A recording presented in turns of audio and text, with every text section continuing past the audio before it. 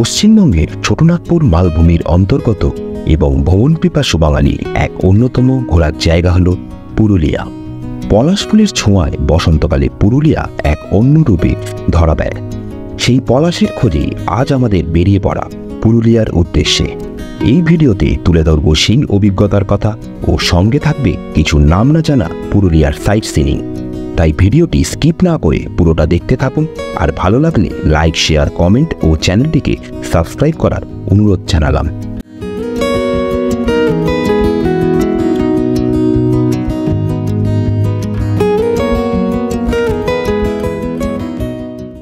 পুরুলিয়া আপনারা কিভাবে যাবেন? পুরুলিয়া যাবার সবচেয়ে ভালো ট্রেন হলো হাওড়া থেকে রাত 12টা 5-এর হাওড়া চক্রধরপুর ফার্স্ট প্যাসেঞ্জার। এই ট্রেনটি ধরলে আপনারা নামবেন বরাভূম স্টেশনে, কারণ বরাভূম স্টেশন থেকে অযোধ্যা পাহাড় ও বাঘমুন্ডির ডিস্টেন্স অনেকটাই কম। এছাড়াও রয়েছে সাঁতরাগাছি থেকে সকাল 6টা 25 মিনিটের রূপসী বাংলা এক্সপ্রেস। রূপসী বাংলা এক্সপ্রেস কিন্তু পুরুলিয়া স্টেশনে ইন করে সকাল 12টা নাগাদ, ফলে আপনাদের হাফবেলা কিন্তু ট্রেনেই কেটে যাবে। তাই চেষ্টা করবেন রাতের ট্রেন ধরার। আমরা আমাদের এইবারের পুরুলিয়া ট্যুরের জার্নি স্টার্ট করেছিলাম হাওড়া থেকে রাত 9টা 30-এ প্রিয়যোগা এক্সপ্রেসে, এবং ভোর 3টে 30 নাগাদ আমরা নামলাম সুইসা স্টেশনে। আমাদের এই ট্যুরের জন্য আগে থেকেই কল্যাণদার গাড়ি রিজার্ভ করা ছিল, তাই সুইসা স্টেশনে কল্যাণদা আমাদের জন্য অপেক্ষা করছিল। আমি কল্যাণদার ফোন নাম্বার নিচে ডেসক্রিপশন বক্সে দিয়ে দেবো, চাইলে আপনারা কন্ট্যাক্ট করে নিতে পারেন। আপনাদের যদি পুরুলিয়া ট্যুরের জন্য আগে থেকে গাড়ি বুক করা না থাকে, তাহলে এই রুটটা অ্যাভয়েড করাই ভালো, কারণ এত ভোরবেলায় এখান থেকে কোনো রকম কমিউনিকেশন পাবেন না। সুইসা স্টেশনের সামনে একটি বাস স্ট্যান্ড আছে, কিন্তু বাস সার্ভিস চালু হয় সকাল 6টা থেকে। পুরুলিয়াতে আপনারা কোথায় কোথায় ঘুরবেন? আমরা যেহেতু সুইসা স্টেশনে নেমেছি ভোর 3টে 30 নাগাদ, তাই ভোরের আলো ফোটা পর্যন্ত অপেক্ষা করে বেরিয়ে পড়লাম পুরুলিয়ার তপবনের উদ্দেশ্যে। সুইসা স্টেশন থেকে তপবনের দূরত্ব খুবই কম, কিন্তু আপনারা যদি বরাভূম অথবা পুরুলিয়া স্টেশন থেকে এই তপবনে আসতে চান, সেই ক্ষেত্রে আপনাকে এক্সট্রা কার ফেয়ার দিতে হয়। পলাশ ফুলের সময় এই তপবন দেখতে ঠিক এই রকম হয়। এখানে এসে আমার ড্রোনের অভাব বেশ ভালোই টের পেলাম, তাই হাতে ক্যামেরা ধরেই সেই সৌন্দর্য আপনাদের কাছে তুলে ধরার চেষ্টা করলাম।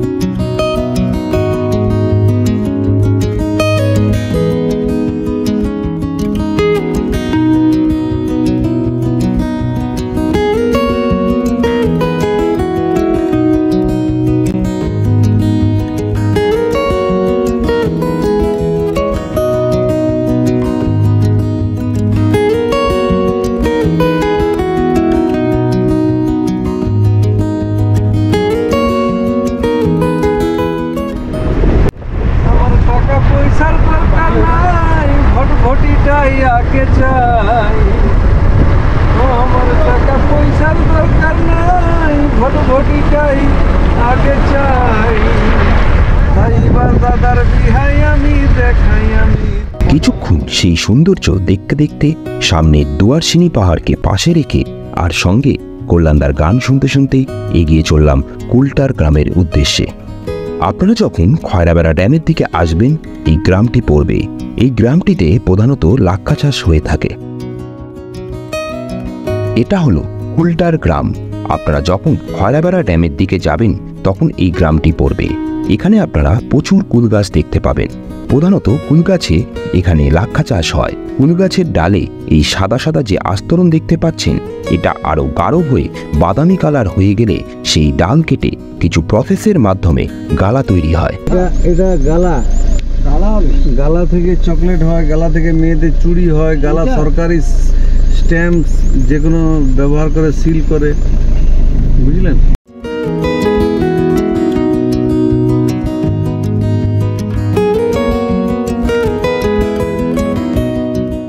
এরপর আমরা চলে গেলাম খয়রাবেড়া ড্যামের পাশে খয়রাবেড়া ওয়াচ টাওয়ারে, যেখান থেকে পুরুলিয়ার সর্বোচ্চ শৃঙ্গ চেমটাবুরু পাহাড় ও দূরের খয়রাবেড়া ড্যামের সুন্দর ভিউ দেখতে পাওয়া যায়।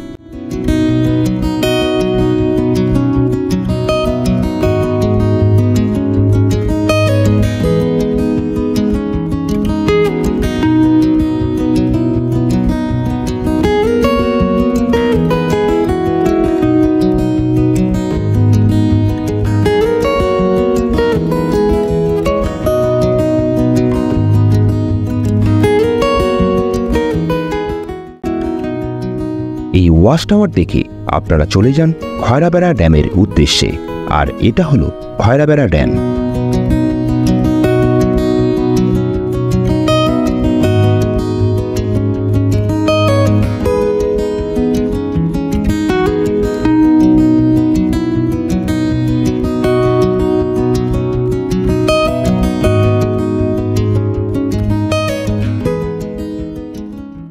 বর্ষাকালে যখন জলের স্তর উপরে উঠে যায় তখন এই লক গেট খুলে দেওয়া হয়।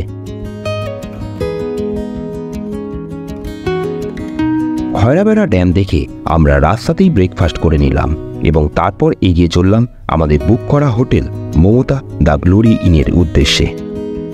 এবার চলুন আপনাদের আমাদের বুক করা রুমটা দেখিয়ে দিই। এটা হলো মমতা দ্য গ্লোরি ইনের 110 নম্বর রুম। এখানে একটা ডবল বেড রয়েছে। ওনারা ব্ল্যাঙ্কেট আর টাওয়েল প্রোভাইড করেছে। এপাশে রয়েছে একটা টি টেবিল, এপাশে একটা চেয়ার, এখানে টিভি, এপাশে রয়েছে এসি।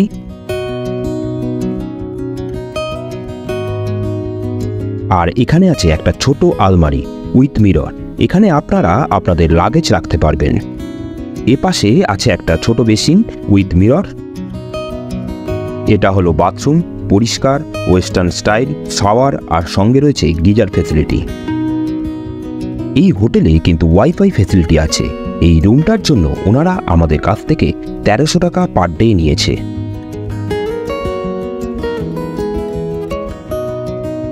এছাড়াও আপনাদের সুবিধার্থে আমি কিছু হোটেলের নাম সহ ফোন নাম্বার ভিডিও ডেসক্রিপশন বক্সে দিয়ে দিলাম, চাইলে আপনারা দেখে নিতে পারেন।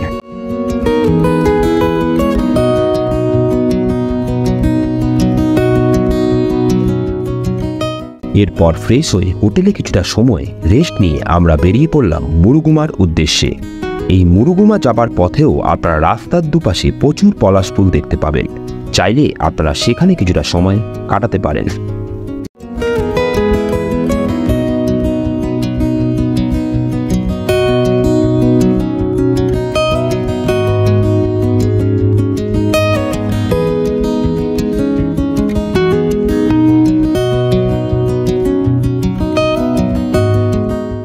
এরপর আপনারা পৌঁছে যান পাহাড় আর জঙ্গলে ঘেরা মুরুগুমা ড্যামে, আর এটা হলো সেই মুরুগুমা ড্যাম।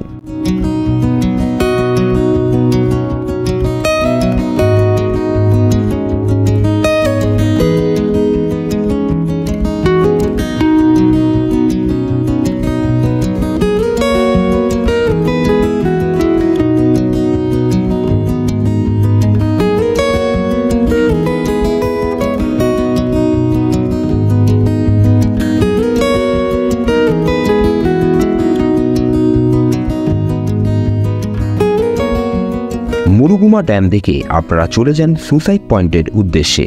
আমার রিকমেন্ডেশন থাকবে আপনারা পুরুলিয়া ঘুরতে এলে এই সুসাইড পয়েন্টটা একবার ভিজিট করুন, কারণ এখান থেকে একটা সুন্দর ভিউ আপনারা দেখতে পাবেন।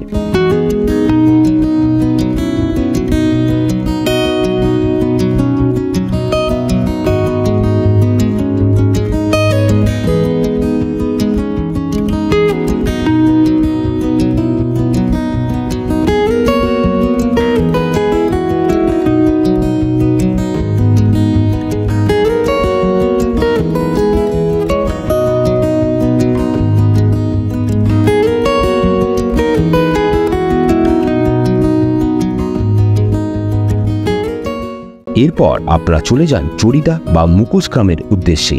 এখানে সাধারণত পুরুলিয়ার ছৌ নাচের বিভিন্ন মুখোশ তৈরি হয়, চাইলে আপনারা সেই মুখোশ বাড়ি নিয়ে যাওয়ার জন্য কিনতেও পারেন।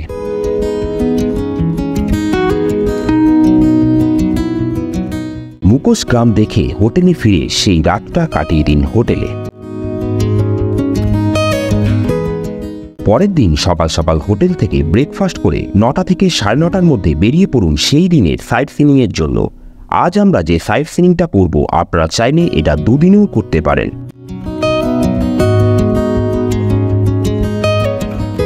লহরিয়া শিব মন্দির যাবার সময় আপনারা রাস্তার দুপাশে প্রচুর পলাশ ফুল দেখতে পাবেন। চাইলে আপনারা এখানে কিছুটা সময় কাটিয়ে পৌঁছে যান লহরিয়া শিব মন্দিরে।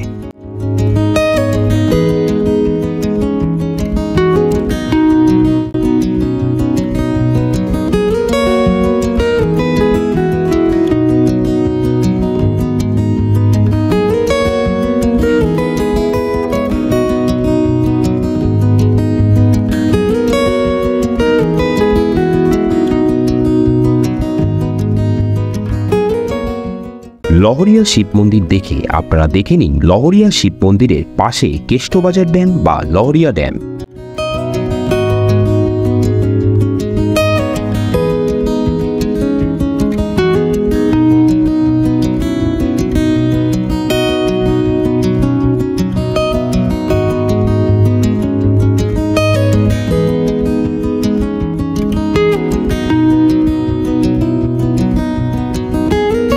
লহরিয়া শিব মন্দির ও কেষ্টবাজার ড্যাম দেখা হয়ে গেলে আপনারা এরপর দেখে নিন লোয়ার ড্যাম, আর এটা হলো লোয়ার ড্যামের আপার ভিউ।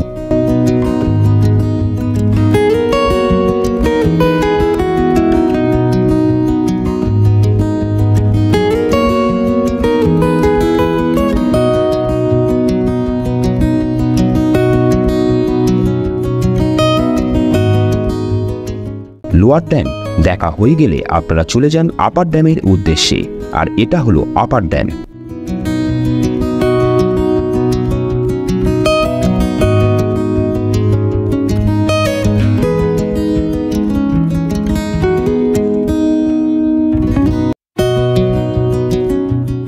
আপার ড্যাম দেখে আপনারা চলে যান সীতাকুণ্ডের উদ্দেশ্যে। এই সীতাকুণ্ড যাবার পথেই আপনারা দেখতে পাবেন পুরুলিয়ার লাল মাটির মাঝে পাইন বনের জঙ্গল। চাইলে আপনারা কিছুটা সময় এখানে কাটাতে পারেন।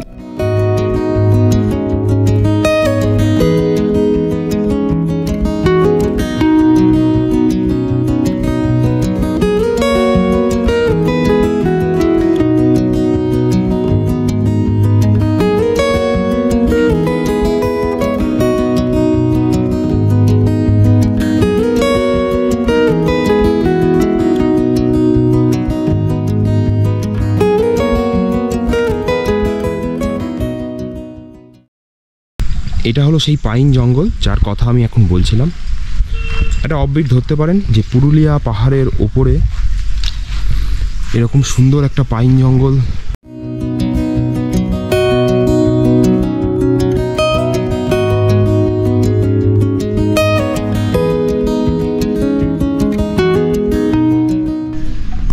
এটা হলো কুসুম গাছ, যখন কচি অবস্থায় পাতাগুলো বেরোয় পুরো এরকম লাল হয়ে থাকে পাতাগুলো।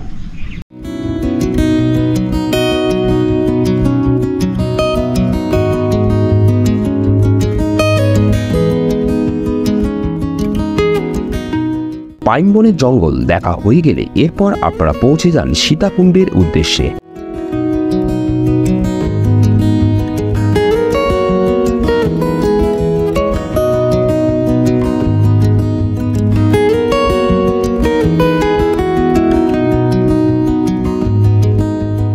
সীতাকুণ্ড দেখা হয়ে গেলে আপনারা চলে যান কাঠের দুর্গা মন্দির দর্শনের জন্য।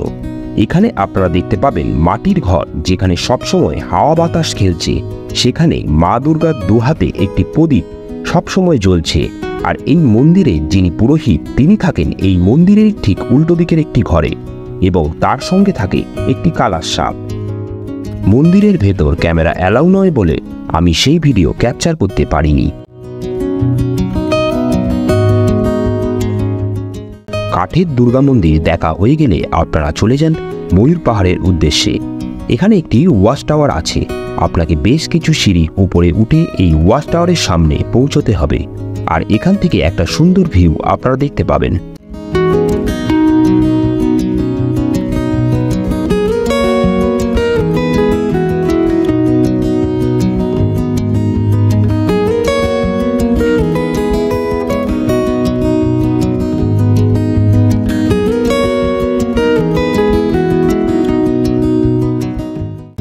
পাহাড়ে কিছুটা সময় কাটিয়ে আপনারা চলে যান মার্বেল লেকে। মার্বেল লেক কিন্তু একটি কৃত্রিমভাবে তৈরি করা লেক।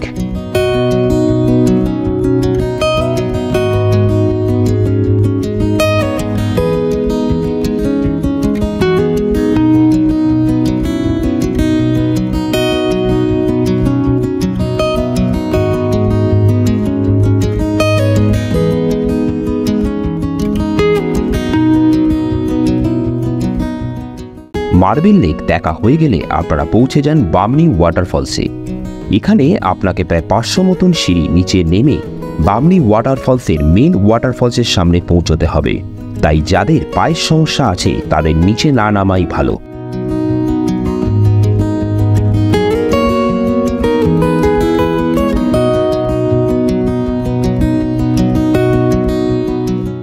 একশো মতন সিঁড়ি নিচে নামবার পর আপনারা বামনি ফলসটাকে সেখান থেকে ছোট আকারে দেখতে পাবেন।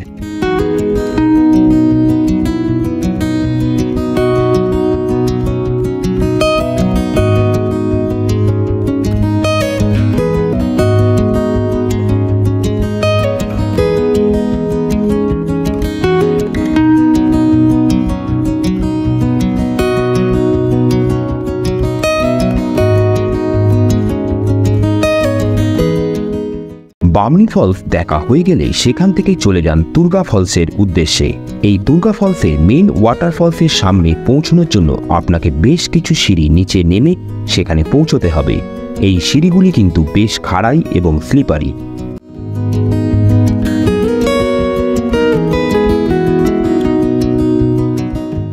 আর এই দুর্গা ফলস থেকে যে জলটা পড়ছে তা সমতলের ওপর দিয়ে বেশ খানিকটা পথ যাবার পর ঘাককোচা ওয়াটারফলস হয়ে সেটি চলে যাচ্ছে দুর্গা লেকে।